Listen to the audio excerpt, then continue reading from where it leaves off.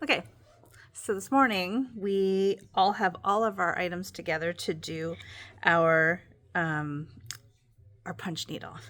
So what I did ahead of time, because you don't need to watch me do this, is I traced off the pattern and I did it against the window. Easy peasy. If you have a light table, that's going to be a little bit more effective. People ask, of course, what to use to trace off, and it's whatever will appear on your fabric. So you see, it doesn't have to be that dark. I used a tracing pencil. Mine's in a pink, so it's there. I can see it, but you don't need to use anything in particular. You can use a pencil and it'll do it. So I'm going to tilt the camera down so you can watch what my hands are doing instead of what what I'm talking, how I'm talking. So we'll get that pointed down and make sure you can see what I'm talking about. Okay, so I took a second and I threaded my needle. I'll show you what that looks like. It's really important that you keep track of your threader because that is hard to see. To make my threading a bit easier, I put my finger in and I split that open a little wider so I can see the loop.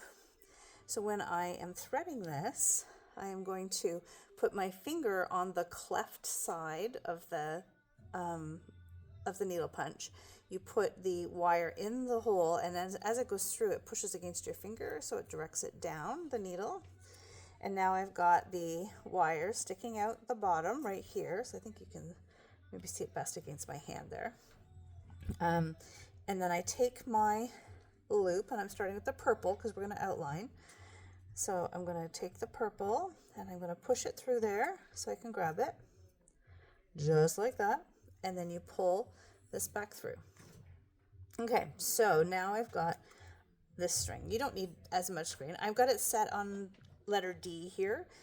I'm going to pull that string back so that it's maybe just 1.5 inches or so. It could be even shorter or it could be longer, whatever you're comfortable with. I know you've got extra here. And then we take this, and I like to point so I can see the cleft, and you go in. This time we're going to go all the way in like this, right to the cap here, and then I'm going to pull that thread through. So now I've got the needle through, I've got the loop underneath bottom here, and I can hold it with my finger if I want. And now I am going to do a running stitch.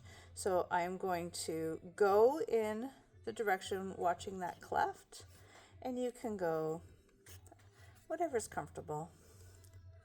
And you go in, in, in, in, in. And I got a little loop there that I'm not thrilled with, so I'm just going to reach behind here and tug a little bit and smooth that out. Okay, and I continue in, and I point my cleft in the direction that I'm traveling.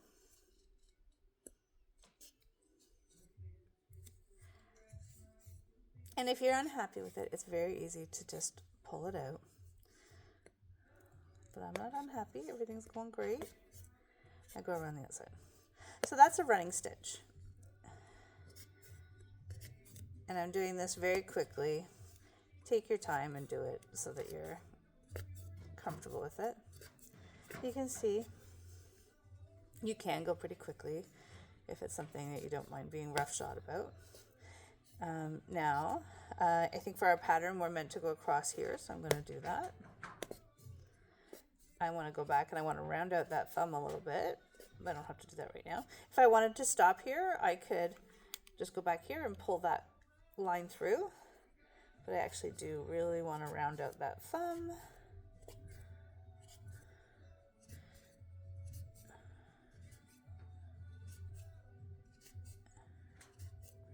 Around, go to that point. And I'm going to continue around here. You don't need to go around twice. This is working for me because I wanted that. I wanted a thicker outline. And the great thing about this is it's just like doodling. You can go back and undo or redo, or you can just be spontaneous as you're going.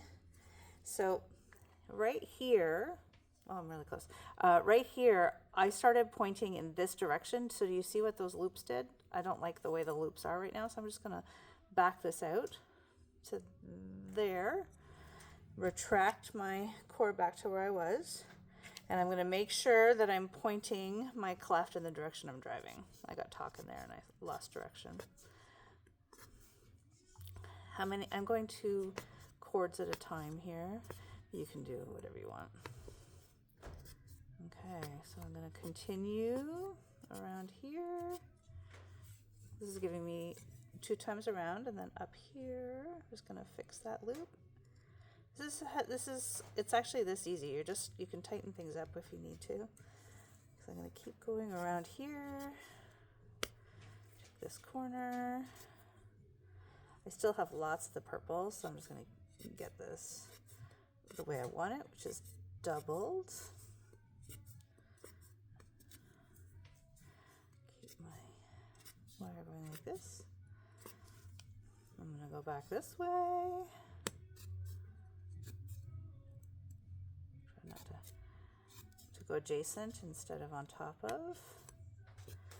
And then I'm going to go back up the side to the top. And then I have been doubled all the way around my mitten. Just like that.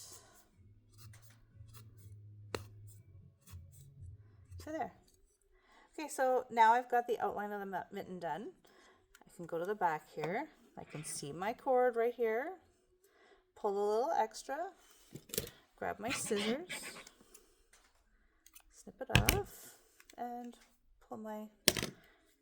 And you can see we have tons left, so we're in good shape there. I've got a cute little mitten right there, and I'm ready to do the next step. So the next step on this is to do some flat satin stitch, and we're going to do that right here. So I'll show you what flat satin looks like. So I'm going to take this cord out. I'll put it over the side. Remember I said you should keep an eye on your wire? There it is. There's my wire. Cover the cleft. Put the point in the end. That'll point down. The wire sticks out the end. I'm going to use the blue. Let it uncurl. Okay, so there's, oops. I'm going to grab an end. There we go. Poke it through the hole to do the satin stitch. Like this. And pull it through. Okay. And again, I've pulled through a mile there, and I can haul it back through, so there's just 1 inch or so, maybe 2 inches in this case. So now I'm going to do the satin stitch. So again, you're going to point in the direction you're going to drive. So I'm going to put my my punch needle through there, go to the back, and grab the loose end. So now it's behind. I'm going to point where I'm going. So I come out, I keep the cleft up, go down, and then I come back.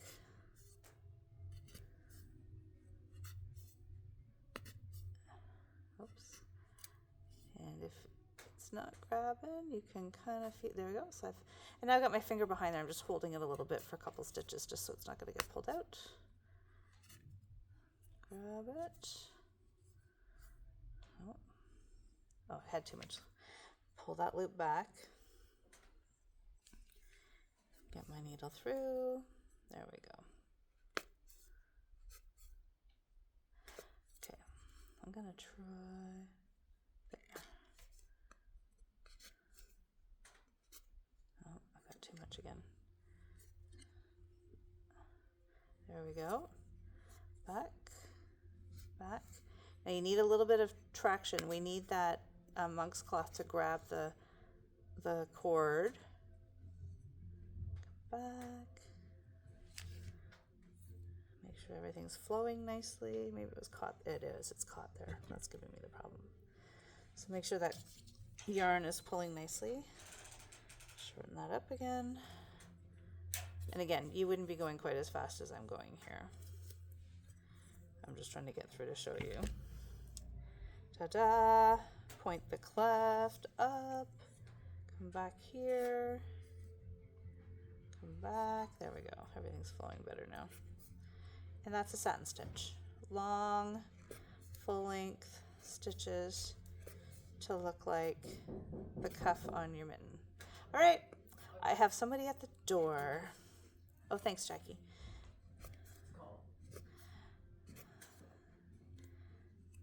There we go. There's my cleft right there. Ta-da! That's my satin stitch. Okay. Then you continue through and you're going to switch to, the instructions tell you what to do each time.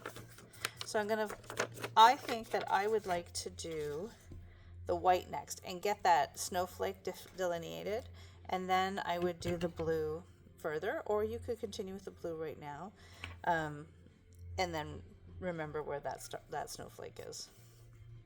So there you go. So I'm going to work on this so I have something to show off, and I'm probably going to redo part of this because I went too fast through there. But that's how you do it. And when you get to the end, again, you just pull some extra cord through, snip it off, ta-da, and you just make sure that's staying there. There you go. Needle punch. Now we have a bunch of Kimberbell kits here as well, so I have a strong suspicion I'm going to be doing this one as well, because once you start down this little path, it's a fun path to be on.